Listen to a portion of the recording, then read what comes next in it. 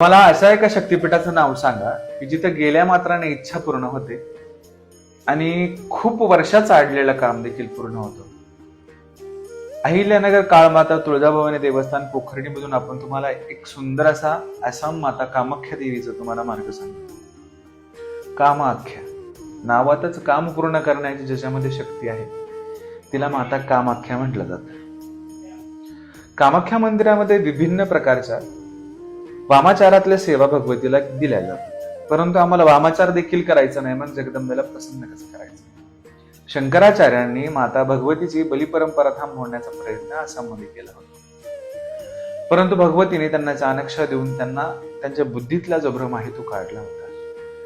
पिढ्यानुपिढ्या परंपरागत जे चालू आहे ते आपण बंद करू शकत नाही, परंतु माझ्या मनाला त्याची साक्षरता देत नाही, माझं मन त्याची साक्षरता देत नाही, मग मी करू कसं. बरोबर आहे, ज्यावेळेस आपलं मन साक्षरता देत असेल त्याच वेळेस वामाचाराच्या गोष्टी कराव्या. वामाचार एखाद्याला प्रपंच सोडून जर शक्ती सिद्ध करायची असेल तेव्हा केलं जातं.